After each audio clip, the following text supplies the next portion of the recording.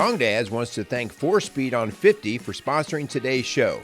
If you like classic cars, great food, and a taste of Americana, you have to visit 4Speed on 50's Diner, located on Route 50 in Lawrenceburg, Indiana. Stop in today for a meal and an experience you won't soon forget at 4Speed on 50's Diner.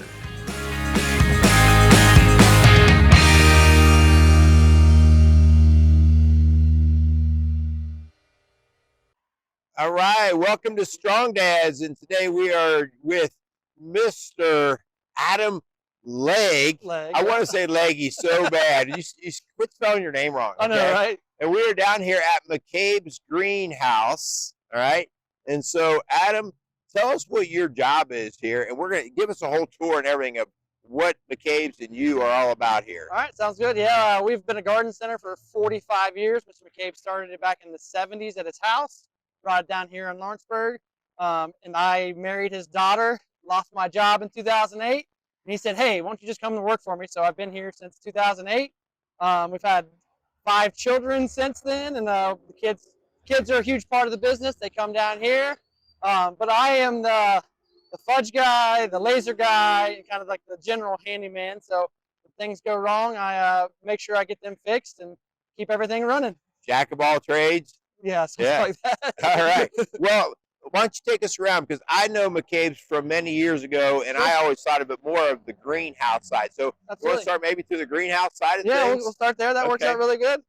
Yeah, so we do a lot of outdoor growing here at McCabe's. The reason for that is that you're going to be putting these plants outside anyway, so we like to toughen them up before you get them. So a lot of places grow inside only, so when you buy them, they've never seen the outside, so they struggle. So we like to keep them outside as much as we can to toughen them up. And this time of year is pansies, so we are in pansy season. So that's pretty much one of the only things you can really start putting in the ground now if you want to do your window boxes and stuff like that. It's a great idea. Pots out front, they can handle a freeze, but if they get that really low, you can bring them in. But this time of year, pansies are your color. It's been gloomy, but now we're getting some sunshine, so it's nice to get the pansies out there. Okay, so you can plant pansies and they can handle a little bit of a freeze. A little bit of freeze. If you get down in the teens or something like that, you're going to want to bring them in. But yeah, if they can handle, at 32, 33, they're going to be just fine. So it's funny that we call them pansies. They seem pretty tough to me. Yeah.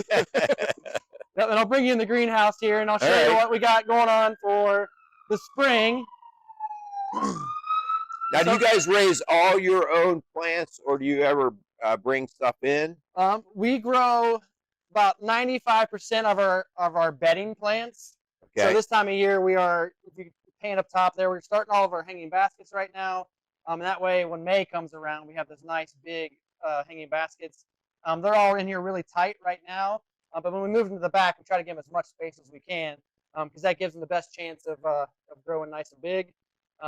And my role in all this is just making sure that the flat filler is running properly, making sure we have soil for the filler, and then Mr. McCabe does all the planting, and he's got a couple ladies who help plant them up. And Scott McCabe is Mike's son. He's the one who kind of says which ones are trendy, which ones did well last year, and he kind of spreadsheets it out to what we're going to grow, and it's pretty good science of how everything goes. Yeah. Boy, walking in here, I all of a sudden feel like I walked into Florida. Oh, yeah, the humidity's high. Yeah. Temperature's warm.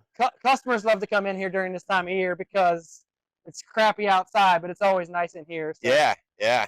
And then you can see over here where we'll get, I think you asked me what we grow in. So we'll get plants in.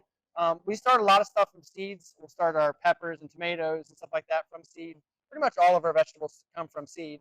But then like our petunias and geraniums and stuff like that, they'll come in as a cutting, like so a leaf or even a rooted cutting where there's just a couple roots on there. And this is where we bring them up to ready to transplant them into a basket or transplant them into a 5-inch pot. And you can see over here they have the heated benches over here. So the benches are always heated, so that promotes that nice root growth. So as you can see, some of it's empty, some of it, so we kind of have that. So you got warm water flowing through that. Oh yeah, yeah. So everyone always says, "Oh, I have it in a nice warm window when I'm starting seeds." Well, the soil temperature is the most important part of that, not necessarily the sun on the top. Okay. It's the soil temperature underneath is what you really want when you're starting those seeds. Yeah. All right. So you drop regular plain water down, or you run fertilizer through that, or what do you do with all that? That's a Mr. McCabe question, but it's mostly clean water and then occasional fertilizer when they first start off. You don't need to really fertilize them heavy when they're starting because they're very tender root systems and everything else. Your goal is to get the ideal soil, the right temperature in the soil, and then get them growing. And then once they get established, that's when you start fertilizing and stuff like that. So yeah, it's way more important to get them growing than it is to fertilize right off the bat. Yeah. All right. That's Mr. McCabe question. He's educated. That's his deal. So I know, how many times have you guys built on and extended the shop here? Yes. So up front, we have not done a whole lot of building up here, but in the back, we do have 6 acres. So we do have like 13 or 14 greenhouses in the back that we as soon as this is busting out the seams, we move everything to the back.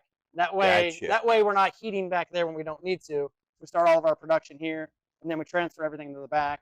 And then once that April hits, we bring everything back up here to start selling for retail and stuff like that. Towards the end of April. Your customers stay more in this area. They don't go out. Yeah, so we don't have much shopping in the back greenhouses. Everyone wants to go check it out, but it's basically the same thing over and over and over, bench for bench. But yeah, we have we try to keep the customers up here. We'll do a lot of outside growing here, like right outside the shop. And then we'll have some nursery stock in the back. But inside the greenhouses, there's nothing pretty back there other than tripping over hoses and stuff. Now, you guys don't go out and do landscape work per se, do you? No, we don't do any landscape work, like digging trees and stuff like that. Mr. McCabe has done it in the past. Mr. McCabe is 72. He still wants to go out and do it, but he's way more valuable here. And then we have, the fudge, we have the engravers and stuff like that. What? Fudge, engravers. Wait, where's all that at? Yeah, we'll show you that next. We do do a lot of like window boxes for businesses and stuff like that. So it's not necessarily install on trees and shrubs, but we definitely go to businesses and we do the pots in front of the business, or we'll go pick them up, bring them here, and then take them back out to businesses. So we do a lot of that.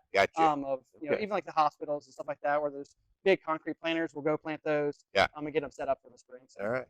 Well, okay. So you mentioned a whole nother thing, fudge and gifts and all that. So let's see what's going on. I'll show you why I'm valuable here. Now we're coming into your domain. Yeah. Well, not this part yet, but up here. Yeah. Okay. So this is the infamous McCabe's fudge. We have the staples of your peanut butter, your chocolate, your dark chocolate, caramel sea salt. So the fudge has been very popular for the last. When did you guys come into that as an idea for a greenhouse to do the fudge? 14 years ago, honestly. We went to a garden show. We have a lot of friends and friends that do garden centers as well. And someone said, "Oh, they sold fudge at their store," and we're like, "At a greenhouse? Are you crazy?" Yeah. So kind of the same thing. Everyone else is like, "What is this doing here?"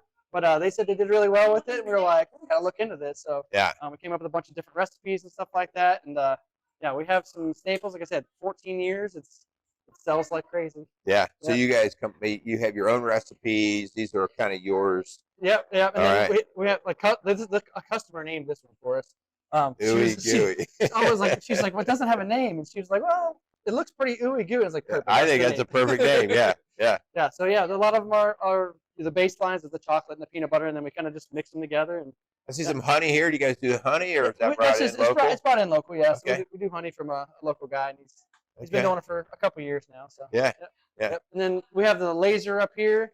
Like this whole corner up here is kind of all the products we do. So these are all things that you guys have engraved? Yes, these are samples, and then there's, we do cups, we do all kinds of different things. And the laser's running right now, and you can see these are actually doing memorial tokens.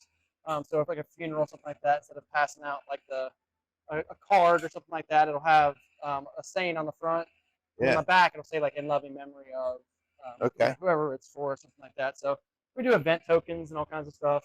So this thing pretty much runs nonstop. It runs nonstop, and we have another one in the back that runs nonstop as well too. So you got a lot going on here. Yeah. So like I said, my wife is the expert on this. If something needs to look pretty, she handles that. I'm more of the nuts and the bolts, the power, the speed, and all that kind of stuff. So at this point in time, what's the biggest part of your business? Is it the plants, or is it the gifts? And so my wife and I run inside of here, so it's one of those things we would love to say that the gift shop is the best. That May to June is where the greenhouse really supports everything. Gotcha. So, and we're blessed to have like the floral department, for example, is that we always have something going on with them. birthdays and celebrations and stuff like that, and obviously funerals and stuff. But we're always busy. But like the greenhouse kind of supports all of that with like the indoor plants and stuff like that. So and indoor plants are becoming extremely popular in the last 3 or 4 years, especially since everyone was home for COVID. House plants just really exploded in the interest in it and stuff like that. So can we take a quick glance at that? Let's take a look at that. I don't remember seeing anything like that.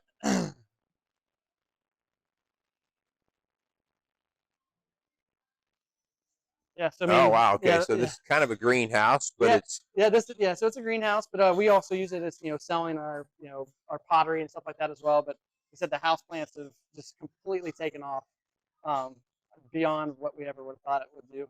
Yeah. And we kind of remodeled this whole area the last couple of years, so it still has the greenhouse roof, but it also has a nice homey feel to it too. Yeah. It's a combination like gift shop / greenhouse. Yeah. All the wind chimes. Yeah, we do a lot of sympathy stuff, and yeah. Wow, pretty good. A lot of stuff going on. Lots of stuff. Yeah. So now I know why you're kind of just running crazy all the time, just putting out fires. All right. Yep. Well, hey, you got a few minutes? You want to sit down, have a little talk? Yeah. All right. Sit out Let's do it.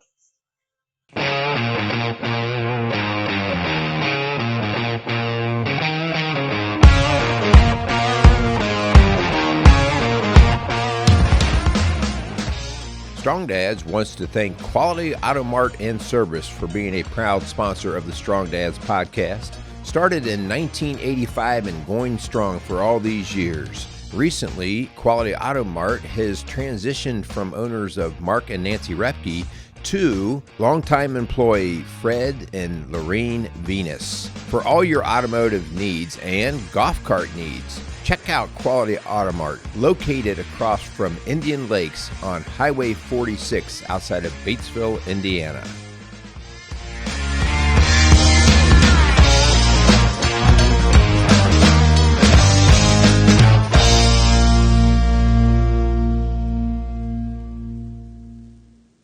Adam.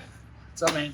Thanks for inviting me in and giving me a chance to do some Strong Dads work here. And so you know that the deal with Strong Dads is that we kind of have a mission to go out and shake the tree, to grab men and say, we need you.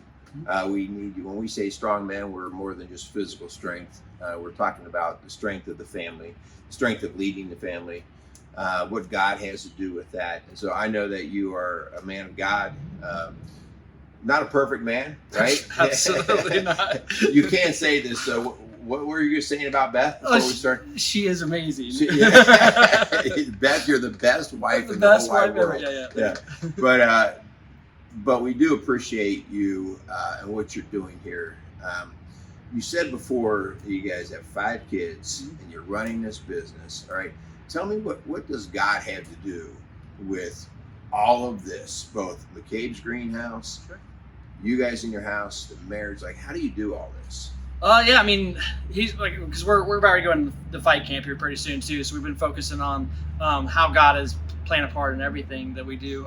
It's just one of those things where when we decide to put the whole world first, like we're going to screw up, but if we put Jesus in the center of it, it seems to flow better because our heart's in the right place, and then you get busy running around and doing all kinds of crazy stuff with the business, with the kids, and we start screaming and yelling at each other like, what are we doing here? Let's try to put him into focus. And then, like I said, with camp coming up, it's been a very it's an awesome experience of like, we've been reading the Bible more as a family, and with Lent coming up, we're in the middle of Lent as well too.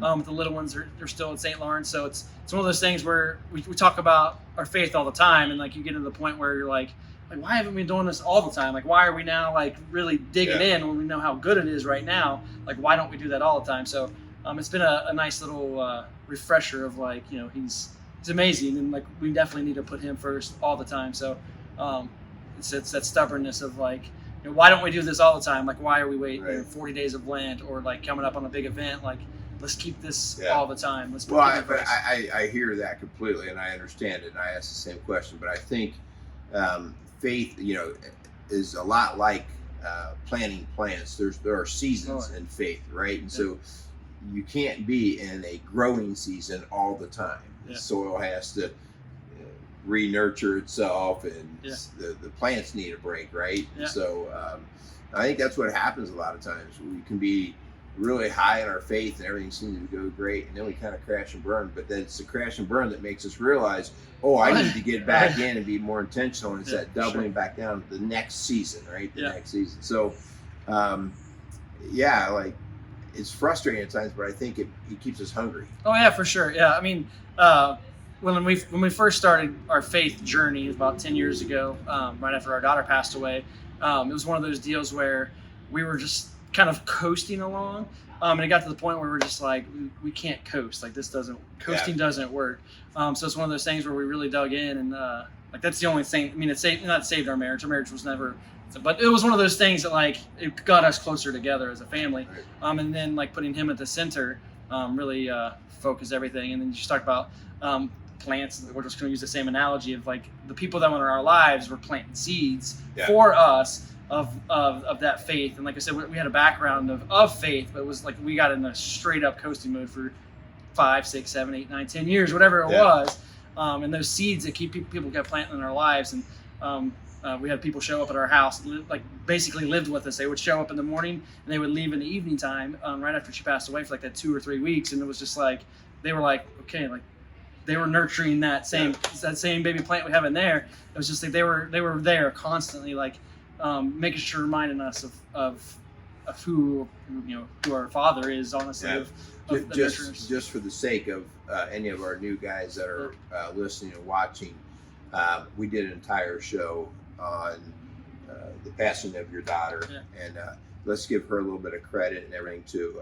Tell us a little bit about her story, her name, just a little bit, so guys can go back and listen to that. Sure. Yeah, her name was Evelyn. She was our second child. Sweetest little thing ever.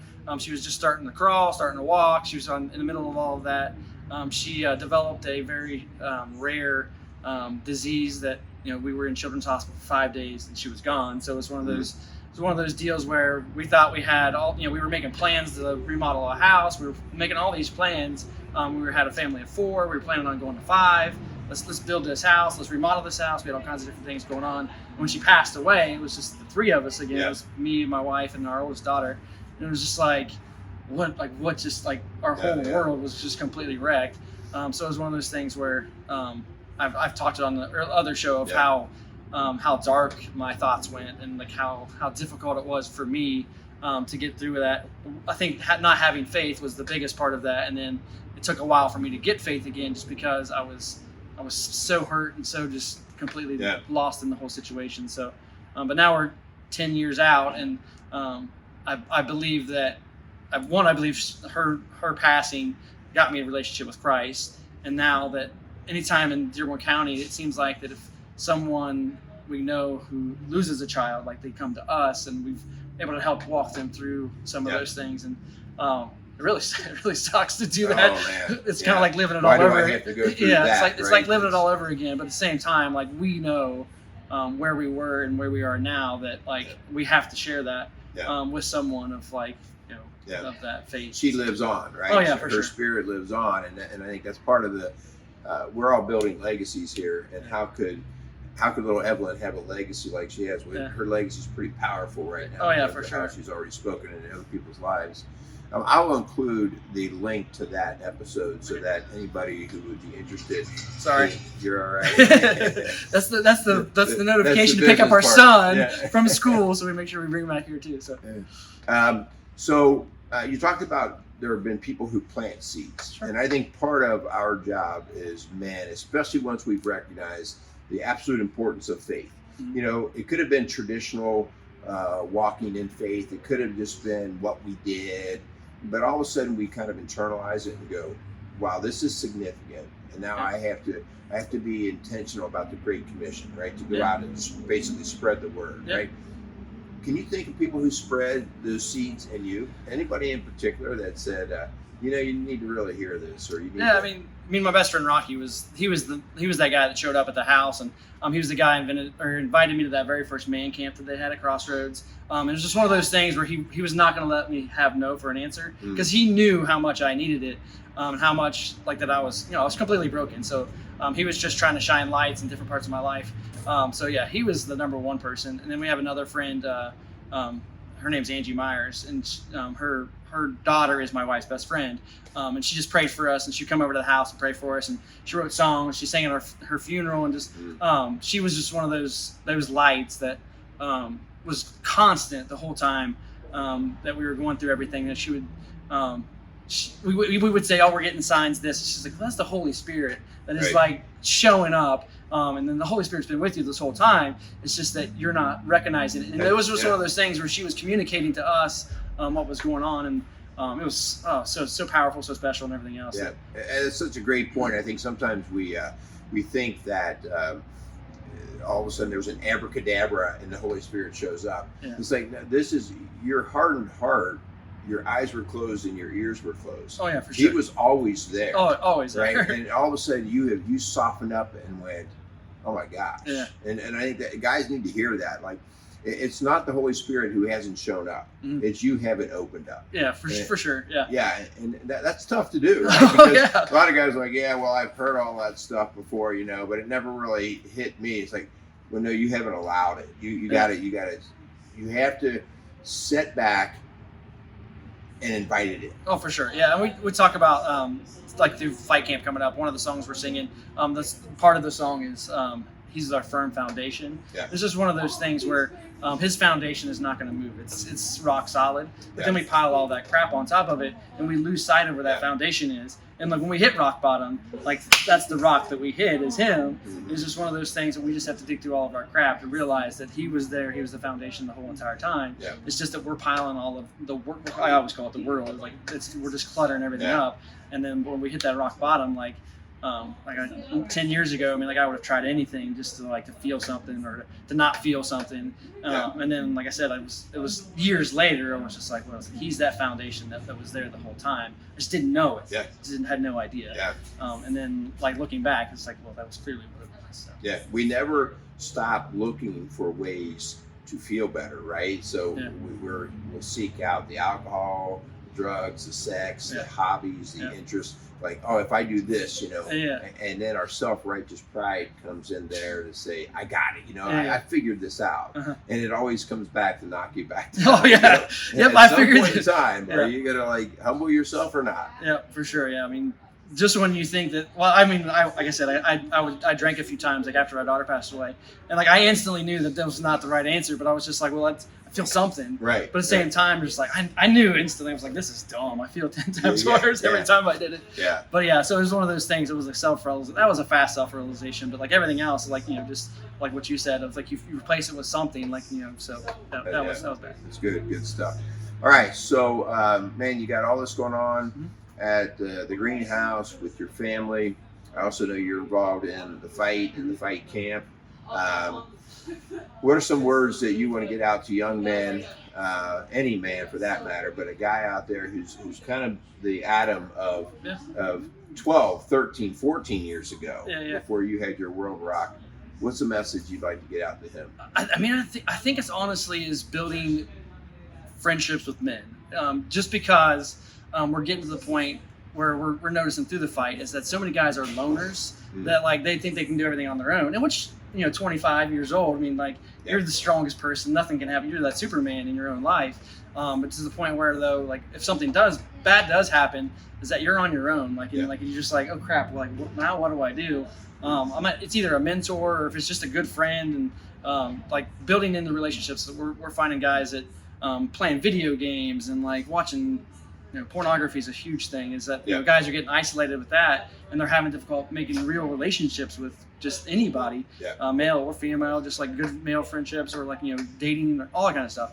We're finding guys are struggling to make male connections, and they feel like they're outcasts. And so it's one of those things where just find that guy you trust and build into him, and hopefully develop something other than sports or a drinking buddy or something like that. I know that sounds difficult for a 25-year-old. Like you said, It feels like you can conquer the world. Everything's probably going really smooth for them for a very long time. They got a new job, they got a new girlfriend, whatever it is that we have those boyish tendencies to like, do what's good in the right now. But it's one of those deals where I would highly recommend just reflecting on everything you got going on.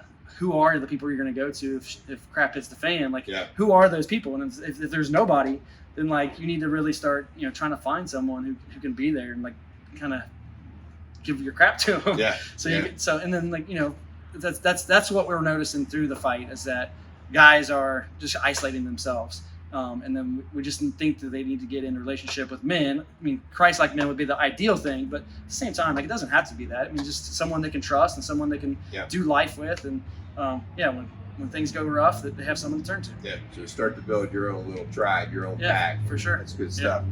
Well, Adam, I want to thank you for your time again. I want to thank you for the work. Also, just being such a strong community supporter. We got to build our family. We got to then build our community. If we're not doing that, those are failed steps right off the bat. We got to get those things right. So I want to thank you. All right, thanks, sir. All right, enjoy your weekend with the guys. I told you earlier, I'm not going to be able to make it this year, but I'll regroup for next year. Hopefully, I'll have some of my boys in. That'd be great. Yeah, sounds good. Yep. Thanks a lot. See ya. Yep, see ya. Casey's is a premier garden center and gift shop located in Lawrenceburg, Indiana. Casey's offers a wide selection of plants, landscaping materials, home and garden decor, and gifts for every occasion. Casey's is committed to providing exceptional service, a unique shopping experience, and value to every customer. Stop in and see what makes Casey's so unique. Located at 21481 State Line Road, Lawrenceburg, Indiana, or call 812-537-3800.